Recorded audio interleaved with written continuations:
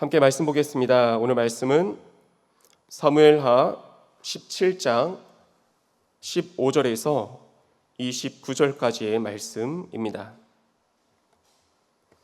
구약성경 491면쯤에 있는 사무엘하 17장 15절에서 29절까지의 말씀을 우리 함께 교독하며 읽겠습니다.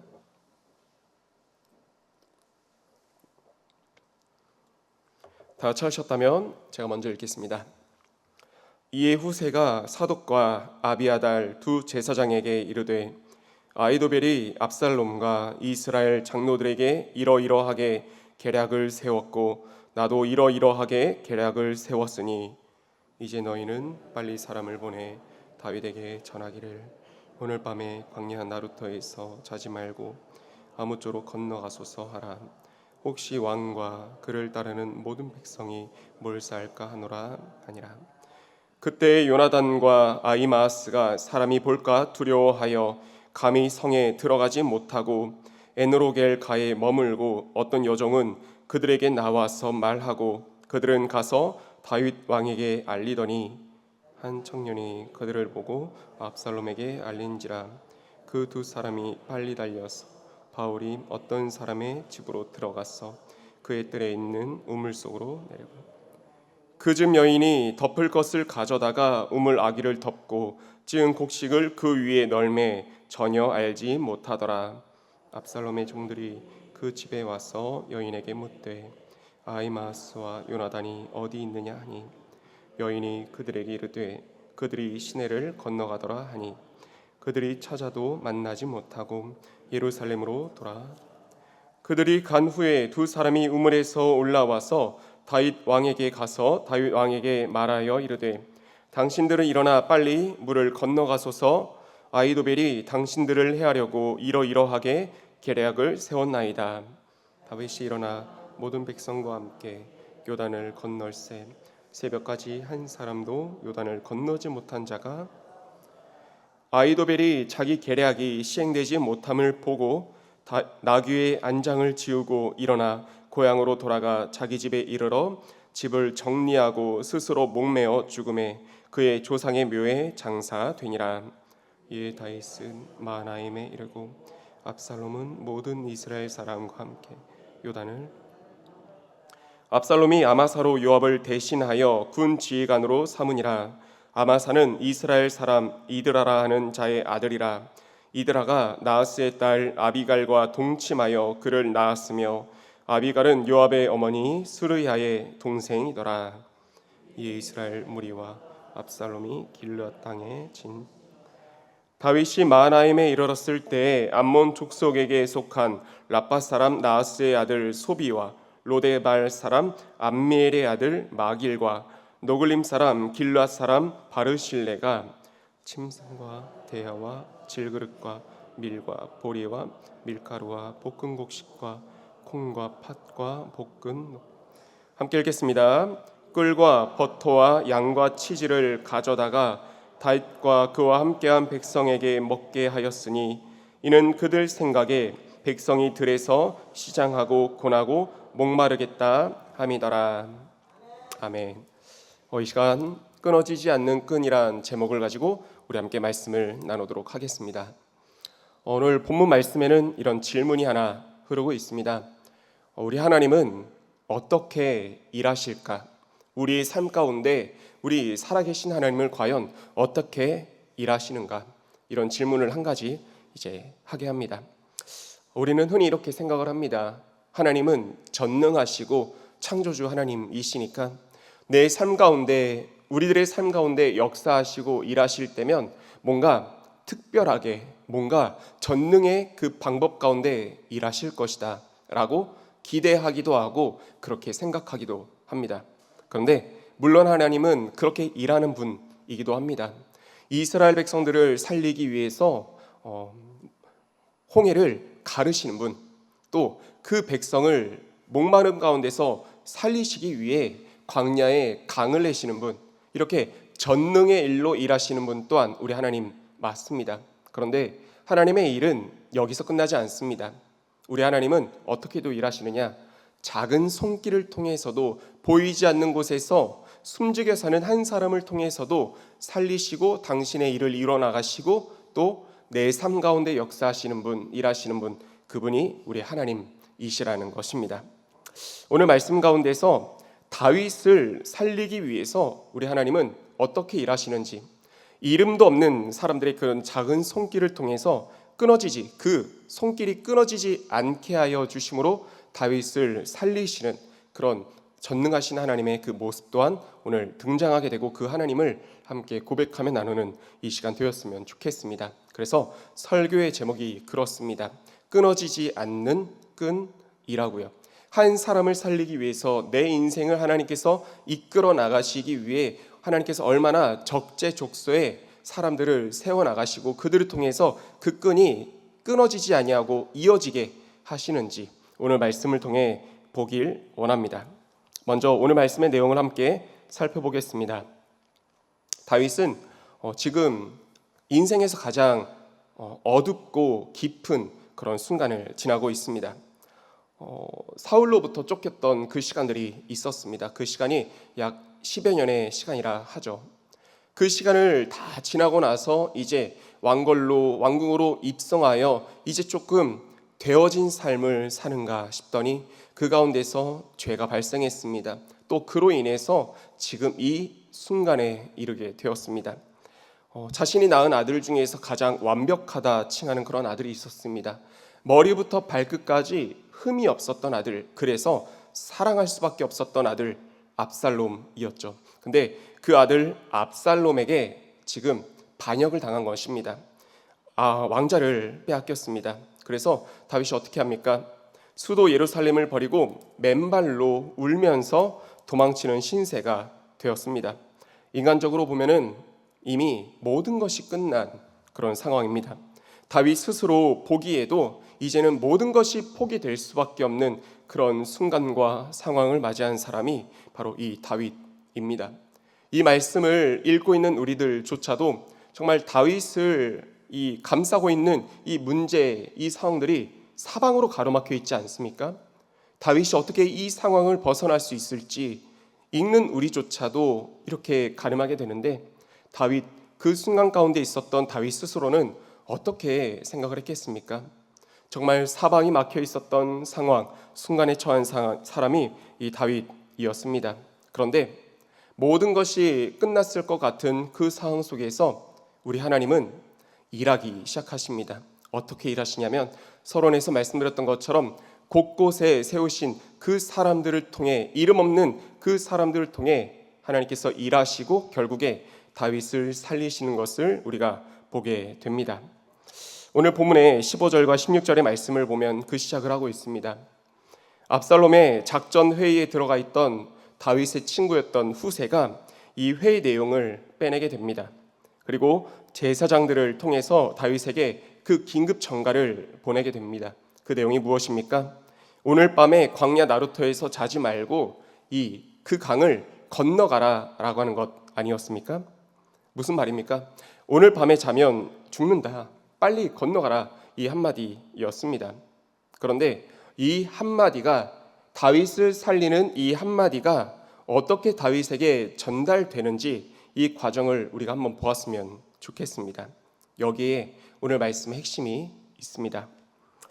후세가 먼저 정보를 빼내었습니다. 그리고 그 정보를 제사장들에게 전해 주었죠. 그리고 그 제사장들은 자신들의 아들이었던 요나단과 아히마아스에게 전해주고자 하지만 그들이, 그 두 청년이 두려움 가운데 성 밖에 있습니다. 그러니까 그들에게 내용을 전달해 줄 방법이 없는 것입니다. 그때 한 여종이 이제 담대하게 성 밖으로 나가서 제사장에게 들은 그 긴급 전갈 내용을 두 청년에게 전하게 됩니다.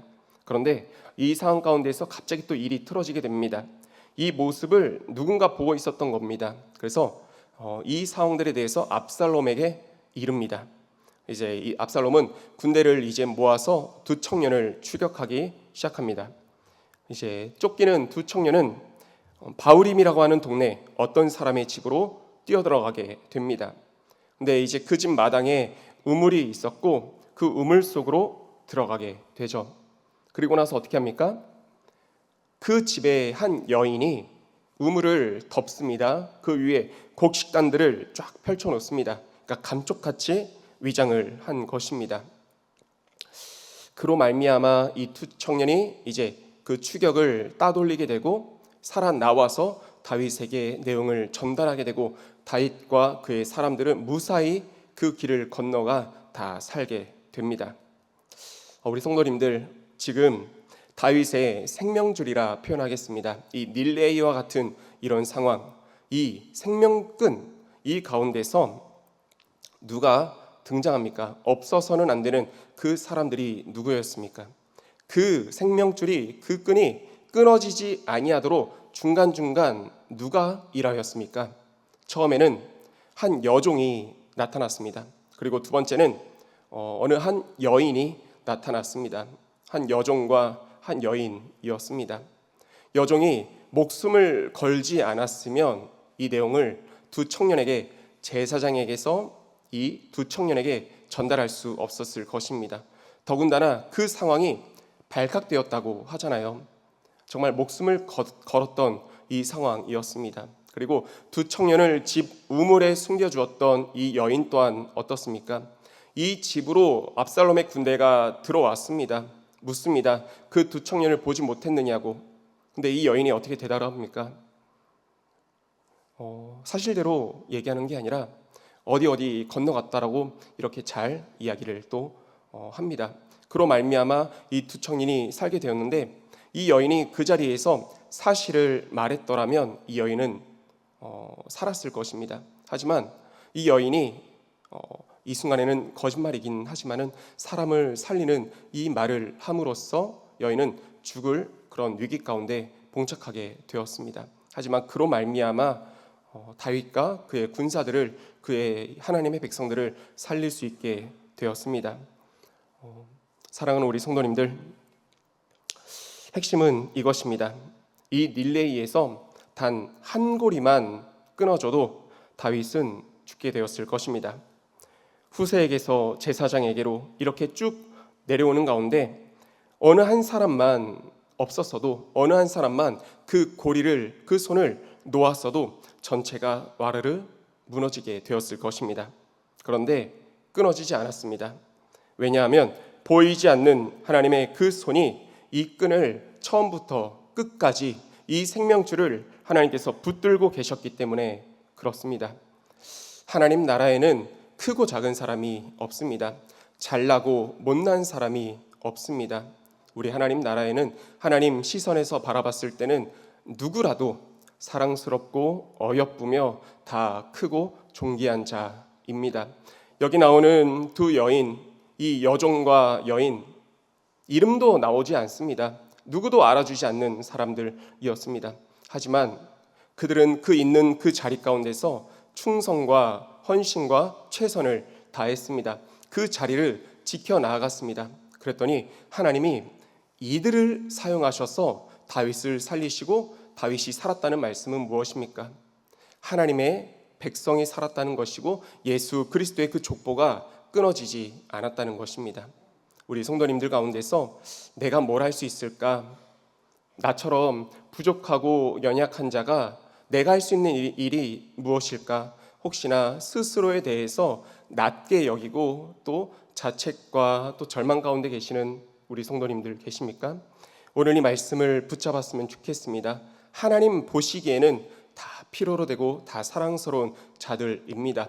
하나님 나라를 이뤄나가시는 데 있어서 불필요한 사람은 단 한 사람도 없다는 것입니다.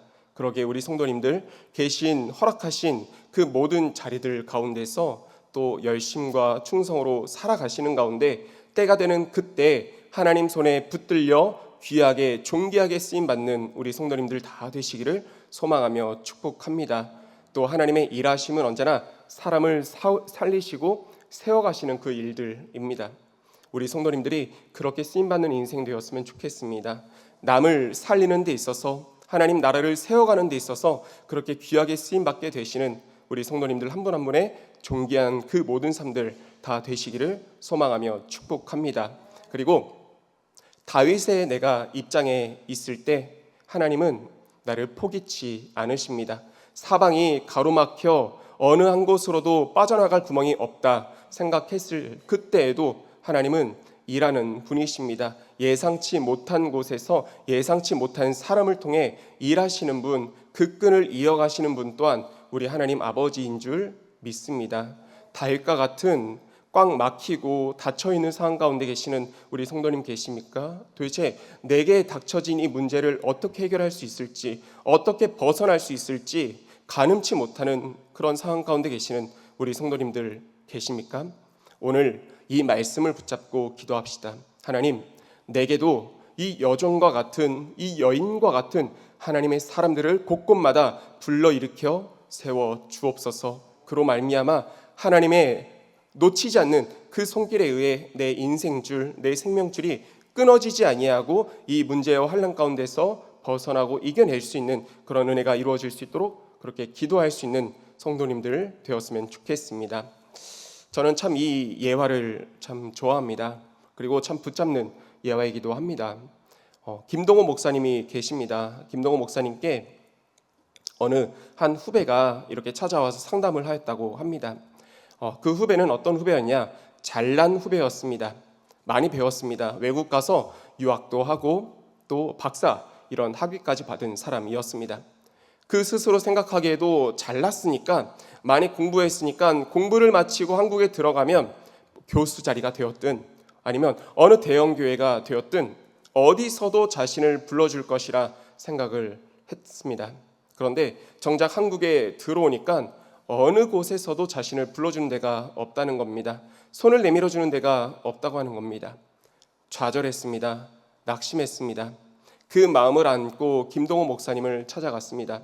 이렇게 얘기했죠. 목사님, 지금 제 인생, 지금 제 삶이 참 끈떨어진 연 같습니다. 라고 이렇게 얘기를 했답니다. 그 말을 듣고 우리 김동호 목사님이 굉장히 직설적으로 말씀하는 분이시잖아요. 이렇게 얘기했답니다. 너의 끈이 어디에 있냐고, 너의 끈이 세상의 학위에 또 눈에 보여지는 것에 있냐고, 아니면 하나님께 있냐고 김동호 목사님이 이야기했답니다. 그랬더니 이 후배 목사님이 참 겸손하기도 하십니다. 그 한마디의 말씀을 듣고 내가 내 인생 그 끈을 세상 가운데 의지하며 살았구나. 그것이 눈에 보여지지 않으니까 끈 떨어졌다 생각을 하는구나. 내 인생의 정말 끈은, 내 인생을 끊어지지 않게 붙잡고 계시는 진짜 끈은 우리 하나님 아버지이시구나. 그렇게 믿음으로 다시 한번 붙잡고 삶으로 나아갔을 때 모든 것을 새롭게 시작하겠노라고 다짐하고 결단했을 때 그때 하나님이 일하기 시작하였다 하죠. 갑자기 또 손길이 오게 되더니 참 좋은 교회로 부임하시게 되었다라는 그런 예화를 들려주신 적이 있습니다. 우리 성도님들의 인생을 붙잡고 있는 끈이 무엇입니까? 내 인생길 어디에 지금 매달려 있다 생각하십니까? 우리 자녀손들의 그 삶 어디에 달려 있어야 잘 나가고 잘 풀리는 그런 삶이 될 것이라 생각하십니까? 세상의 학벌, 눈앞에 보여지는 재물, 소망하며 축복합니다. 우리 인생을 끊어지지 아니하게 또 이어지는 그 생명줄과 그 끈은 다른 어느 곳에 있는 게 아니라 우리 아버지 하나님께 그 끈이 달려 있음을 믿습니다. 하나님으로 말미암아 끊어지지 아니하는 그 생명줄 붙잡고 살아가시는 우리 성도님들 다 되시기를 소망하며 축복합니다. 그런데 이에 반해서 스스로 그 끈을 끊어낸 한 사람이 있습니다. 그 사람이 누구입니까? 오늘 말씀에 보니까 아이도벨입니다. 23절 말씀에 보니까 이런 말씀이 있습니다. 아이도벨이 자기 계략이 시행되지 못함을 보고 나귀의 안장을 지우고 일어나 고향으로 돌아가 집에 이르러 집을 정리하고 스스로 목매어 죽음에. 아이도벨은 참 똑똑한 사람이었습니다. 당대 최고의 책사라고 불리는 사람이었습니다. 그에 대해서 평하기를 어떻게 평하고 있습니까? 그의 입에서 나온 그런 책사, 그런 말들이 하나님께서 하시는 말씀과도 같다라는 평가를 받았던 사람, 똑똑하고 뛰어난 사람이 아이도벨이었습니다. 근데 그가 어떻게 됩니까? 자기의 계략이 흐트러진 것을 알게 되자 스스로 목숨을 끊는 안타까운 일이 일어나게 되었습니다. 아이도벨이 머리가 나빠서 죽었습니까? 아닙니다. 오히려 머리가 너무 좋아서 죽게 된 것입니다. 계산이 너무 빨라서 죽게 된 것입니다. 앞을 내다봤겠죠. 내 계략이 버려졌다. 그럼 어떻게 됩니까? 압살롬은 진다. 그럼 다윗은 돌아오게 되고 배신자인 나는 어떻게 되는 것인가? 죽게 될 것이다. 너무 뛰어난 머리로 자신의 인생길의 그 줄들을 재단한 것입니다. 답이 나오지 않습니다. 그랬더니 어떻게 했습니까? 스스로 목숨을 끊는 안타까운 일이 벌어지게 되었습니다. 내 인생의 인생끈이 내게 있음을, 또 내 지식과 머리에 있음을 맹신했던 한 사람의 안타까운 결과이었습니다. 이 말씀을 보면서 한 사람이 생각이 났습니다. 우리 가룟 유다도 참 이와 같은 길을 걷지 않았습니까? 우리 예수님을 자신의 생각으로 판단하고 재단해서 예수님의 제자 중에서 가장 머리가 뛰어난 그 돈궤를 맡았던 사람, 회계를 맡았던 사람이 이 가룟 유다라고 했잖아요. 그만큼 머리가 빠르고 비상했습니다. 일어날 일들을 보니까 가망이 없는 겁니다. 그래서 예수님을 팔았습니다. 근데 그때서야 진실을 알게 되었습니다. 근데 그때 또 계산이 들어가게 됩니다. 예수님이 나 때문에 지금 돌아가시게 되었어. 그럼 나는 이제 어떻게 되는 거지? 그 계산 끝에 가룟 유다가 한 일이 무엇입니까? 스스로 목매어 죽는 일이었습니다. 계산이 너무 빠른 나머지 자신의 인생길을 자신이 생각한 나머지 안타까운 그런 결과를 맞이하게 된 것이었죠. 아이도벨이나 이 가룟 유다나 이 한 가지 공통점이 있었습니다. 내 인생줄 내가 붙잡았다는 것입니다. 사랑하는 우리 성도님들, 다시 한번 고백하며 선포합니다. 여러분의 인생줄 어디에 달려 있습니까? 내 지식에 있습니까? 내 학벌에 있습니까? 말씀으로 다시 한번 축복합니다. 여러분의 모든 인생길은 하나님께 달려 있음을 소망하며 축복합니다. 그래야 언제나 기도하며 나가실 때 하나님께서 내 진정한 끈이 되어 달라고 그렇게 간구하며 기도하며 나아가는 여러분 모두의 인생길 다 되시기를 소망하며 축복합니다. 함께 기도하겠습니다. 이 시간 함께 기도하며 나갈 때 우리 하나님은 무에서 유를 이루시는 분이십니다. 사방으로 에워싸움을 당한다 할지라도, 사방으로 막혀있다 할지라도, 하지만 주님은 길을 내시는 분, 광야에 강을 내시고 또 바다에 길을 내어서 나아갈 그 길을 열어주시는 분, 내 인생의 생명줄을 붙잡고 계시는 그 분이 하나님이신 줄 믿습니다. 그 주님 붙잡고 살아가는 나의 인생길 되게 하여 주시고, 단 한순간도 요나처럼 이 아이도벨처럼 내 스스로를 맹신하지 아니하고 내게 주어진 것을 끈이라 생각하며 붙잡지 않고 하나님을 붙잡고 살아가는 인생, 그런 나의 삶이, 나의 자녀손들의 그 삶이 될 수 있게 달라고 오늘 주신 말씀 붙들고 가지고 나오신 기도 제목 가지고 기도하시다가 자유롭게 돌아가도록 하겠습니다. 다 함께 주여 한 번만 외치고 통성으로 기도하겠습니다.